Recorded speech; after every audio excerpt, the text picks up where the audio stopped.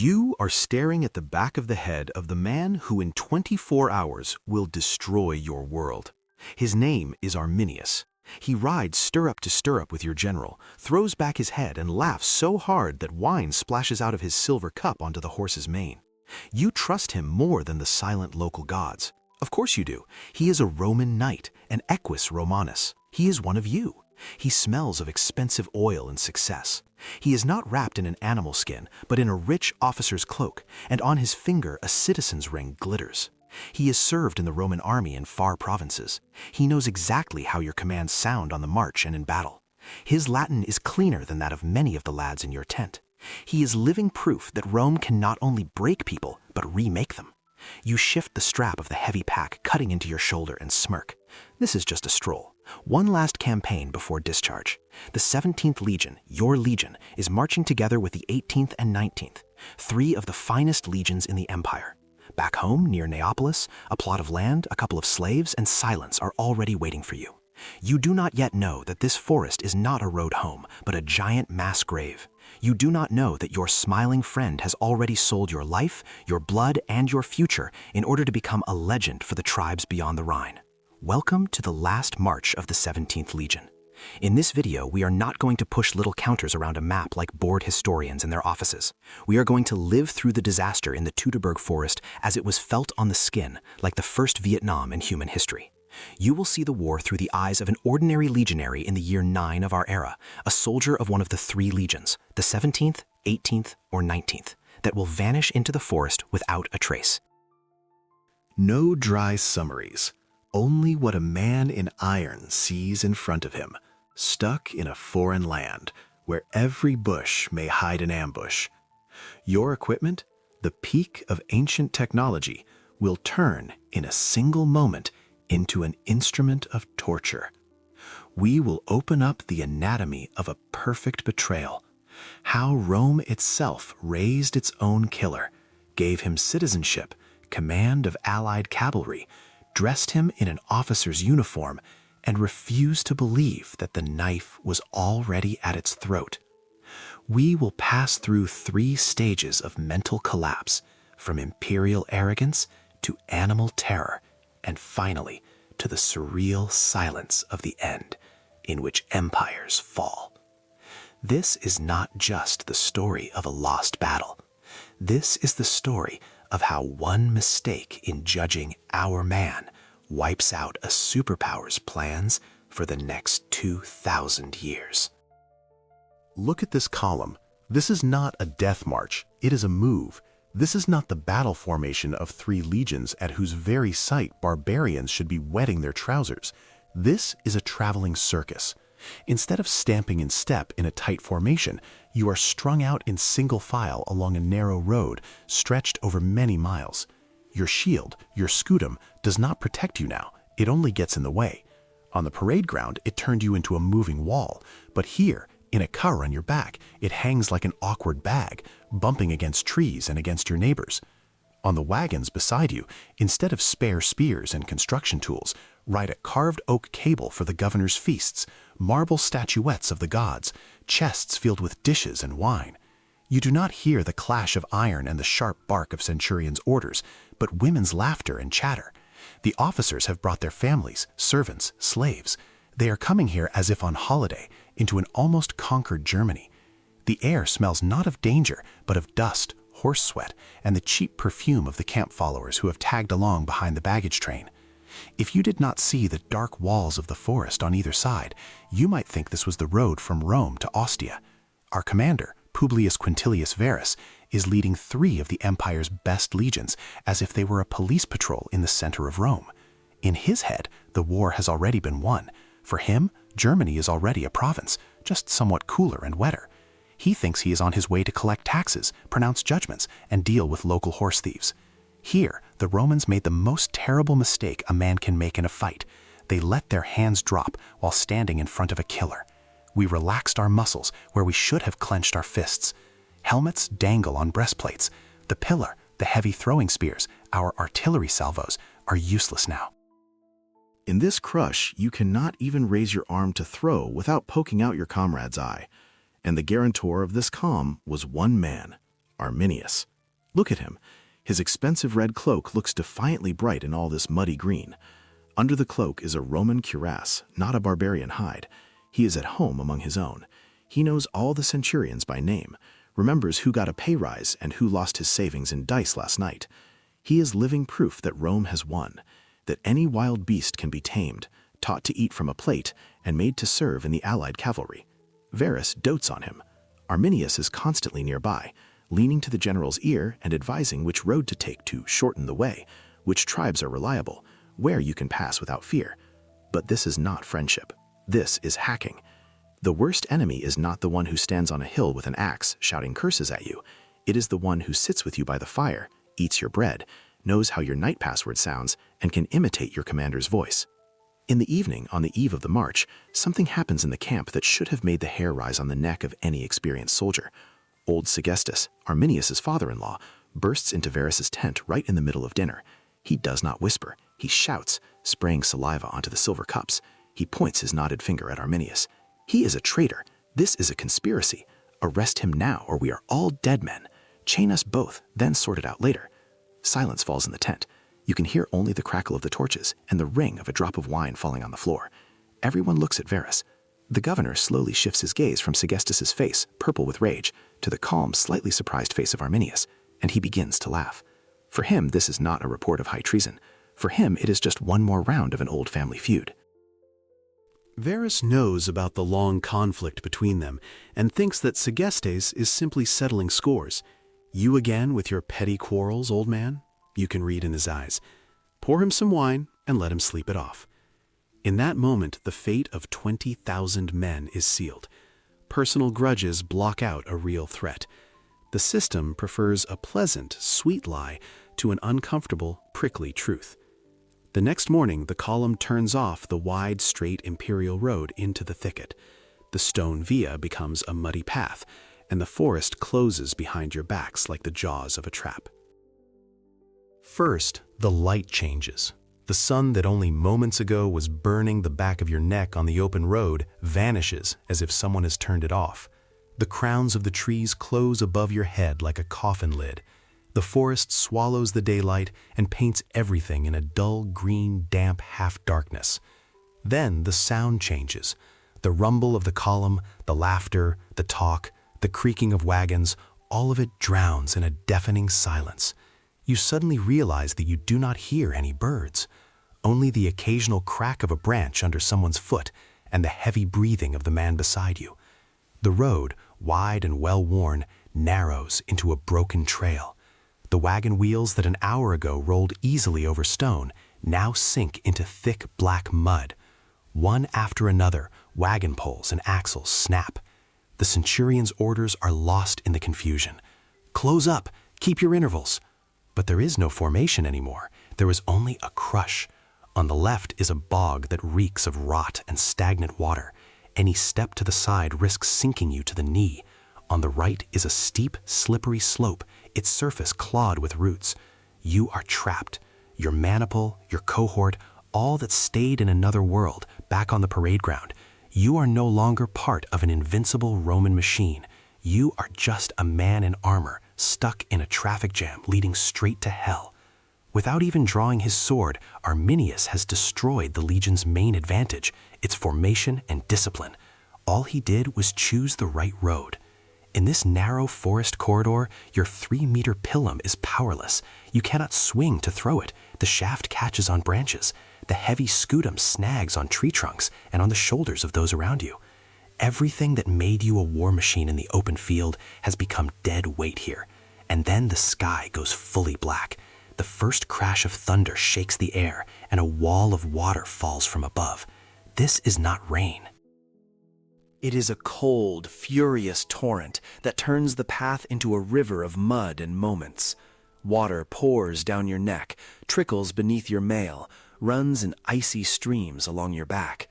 Wind howls in the treetops like thousands of grieving women. And through this howl, you hear a new sound, a short, vicious hiss. The legionary beside you, a lad from Verona, suddenly jerks and gurgles. A thin dart, the light spear of the Germanic warriors, the Framia, is sticking out of his neck. He falls face first into the mud, and his blood mixes with the rainwater. You spin around, dragging out your gladius, but see only a wall of trees and sheets of falling water. No one. From beyond the slope, from behind the trees, from above, from the side, from the darkness, from everywhere, short javelins are flying. You raise your shield and hear them thud into the wood and stick into its rim. You slash at empty air with your sword. You are a professional killer, a soldier of the Empire, the best warrior in the world in formation. But your enemy is a ghost. It is like a boxing match where you stand blindfolded while your opponent, wearing brass knuckles, lands punch after punch and then skips back into the dark. You are not losing a fight. You cannot even start one. You have no target, only pain, mud, and the whistle of invisible stings. It is humiliating. It drives you mad and breaks your will faster than any honest, open battle. Night does not bring relief. It brings a new kind of torture. You cannot set up a proper camp with a wall and ditch. There is no time and no strength. You simply collapse where you stand. Someone props a shield on its edge and crawls under it like under a roof. You lie in cold slime, trying to hide from rain that does not stop for a single minute. As soon as you close your eyes, the forest comes alive. First, the howling. It rolls through the crowns as if the trees themselves have started to wail. Then the rhythmic pounding of spears against trunks. Now on the left, now on the right, then suddenly from all sides, then voices speaking broken Latin. They are playing with you like a cat with a half-dead mouse. They know your signals. They will not let you sleep. Every rustle makes your heart drop into your gut. Every shout is a new jab of panic into a body already pushed to the limit. By morning, nothing remains of the elite legionaries, the pride of Rome. You have turned into a sluggish zombie with red, sleepless eyes. Your feet slide, your hands shake, your muscles hum with constant tension. They are breaking your mind before they break your bones. A gray, joyless dawn on the second day brings a new hope. Rumor spreads that the allied cavalry of Arminius and the other dramatic mitters have ridden ahead and will now strike the enemy from the rear. You wait for the sound of their war trumpets like salvation. At this moment, you can still believe that someone is in control. Rome has always managed to pull itself out at the last moment. And then you hear the trumpets. But they do not sound from deep in the forest. They sound from your flank. You see their standards, the same cavalry standards that yesterday fluttered beside the eagles of your legions. They ride out from the trees, hooves squelching in the same mud that sucks at your sandals. They have not come to cover your flank. They crash into it. The horsemen who last night sat with you at the fire, drinking and telling tales of service in other provinces, are now driving their spears into the backs of your comrades. They use Roman signals, blow familiar calls on the horns, shout commands in flawless Latin in order to spread maximum chaos. This is the moment when something fundamental snaps in your head. This is not a riot. It is not a mutiny. It is an execution. A carefully planned, thoroughly prepared execution. You are not an army sent to crush a rebellion. You are cattle driven to the slaughterhouse by people who pretended they were leading you to pasture. Arminius was never improvising. From the very beginning, he was leading you here, into this wet grave, and you followed him with smiles on your faces. You try to regroup, to raise your shield, to lock into the familiar testudo, to take at least some defensive stance, but your own body betrays you. The shield that weighed 7 kilograms yesterday now feels like 20. It is soaked up water, swelled, and turned into a tombstone that you drag in front of you. The leather straps of your mail have drunk in water, swelled, and bite into your ribs. They choke you, not letting you draw a full breath. Your sandals, your collegae, whose hobnails were supposed to hold you on any surface, have turned into skates on the greasy clay. You keep slipping, falling, getting up, and falling again. Around you, light figures in skins dart back and forth. Many of them wear no metal armor at all, only wooden shields and spears, but they are as quick as wolves. They strike and melt back into the forest before you can even complete a swing. You are a clumsy tortoise that has been flipped onto its back. Your technological superiority, all that imperial engineering, Pila, heavy shields, the discipline of a tight formation, has turned into a curse. In the open field, the Germanic warriors would have been doomed. Here, in the thick mud and choking narrowness, you are doomed. The Germans do not even tire themselves killing you. They simply wait for you to fall from exhaustion. By noon, an order comes down that sounds like surrender. Abandon the baggage train. Everything that made you Romans, the plundered gold, statues of the gods, trophies, even the food supplies, all of it is left behind in the mud. You pass an open chest from which gold coins have spilled. They lie in a puddle, and no one picks them up. 2 days ago, lads might have slit one another's throats in a gambling quarrel over a handful of that gold. Now you step over the coins as if they were ordinary stones. Values have shifted. Money, status, the future farm near Neapolis, all of it has turned out to be an illusion. Only one animal instinct remains. Breathe, move, do not fall. You walk without raising your eyes, staring only at the filthy sandals of the man in front of you. There is just one thought in your head. One more step, one more, and one more. Your mind has shrunk to the size of a narrow tunnel in which there is no past and no future. By evening, you reach a narrow defile.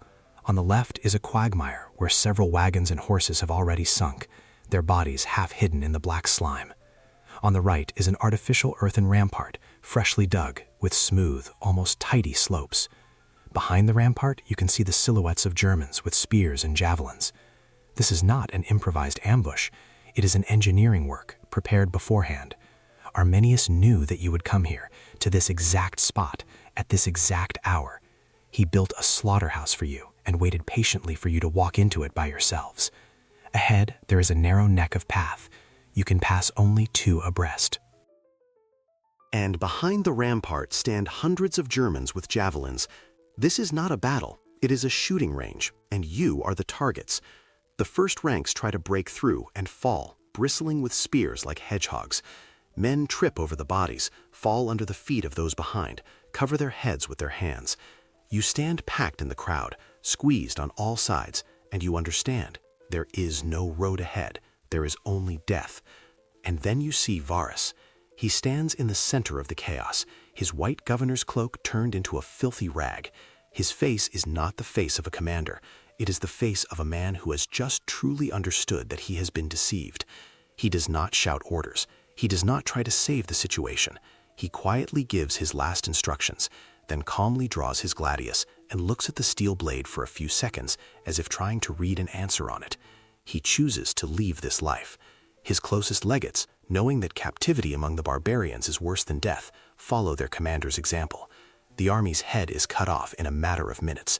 If the gods have abandoned you and the emperor's governor chooses death with his own hand, then the world has collapsed completely. Organized resistance ends in that same second. The structure that held you together implodes. From now on, everyone is on his own. Some men dash into the forest, hoping to break through alone. Some fall to their knees and beg for mercy, in Latin and in the local tongue. Some tear off their armor to run lighter, but there is no mercy. For the men behind the rampart, you are not enemies. You are offerings to their gods and their freedom. You do not run. You no longer have the strength to run. You just stand there, your sword lowered, and watch the world around you sink into madness. The sounds change, the screams of the wounded, the clash of iron, the harsh laughter of the Germans. It all starts to drift away, as if someone is walking off into the distance carrying the war with him, as if you are sinking underwater. The pain from the wound in your side that has been burning like fire for the last 3 hours suddenly disappears. It becomes warm, very warm and calm. You slowly slide down to the roots of a huge old oak. The bark is rough, it scratches your palms, but you barely feel it. You take off your helmet. It falls with a dull thud into the mud beside you. Your hand gropes in the purse at your belt and finds something cold and metallic. Keys.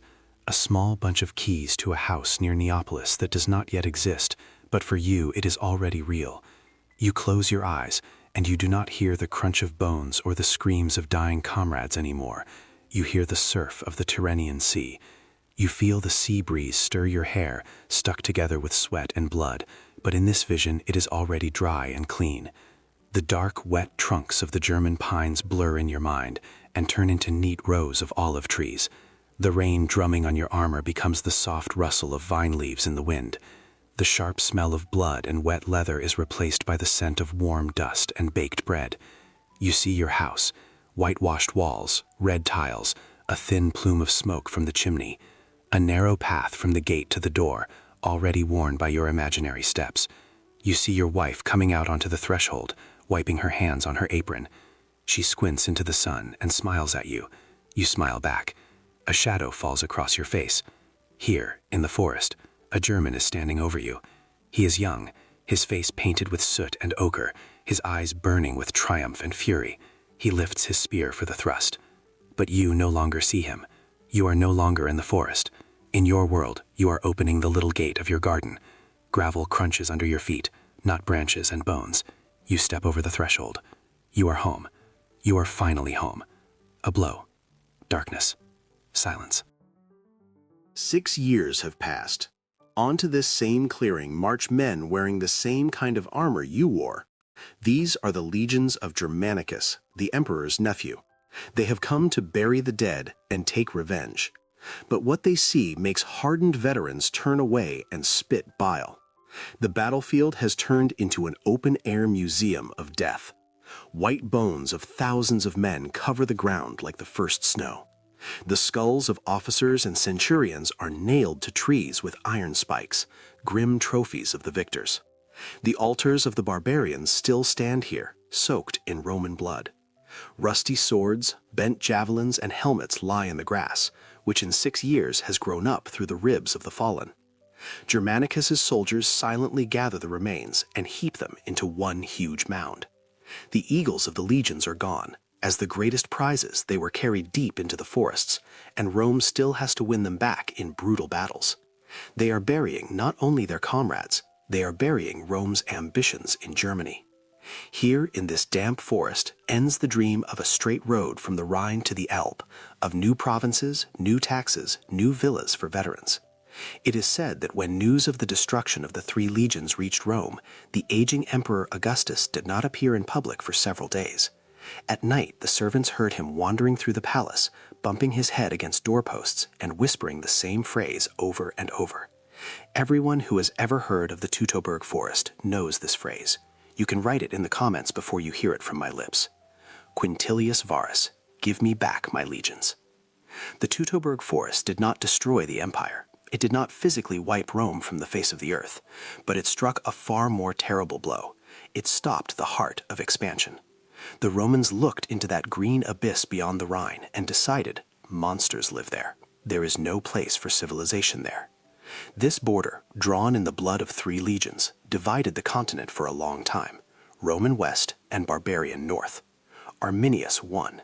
He did not just annihilate the army of Varus, he killed Rome's dream of a global world without borders. He forced the mightiest empire in history to believe that even its power had a limit, and that limit begins where the road ends and the forest begins.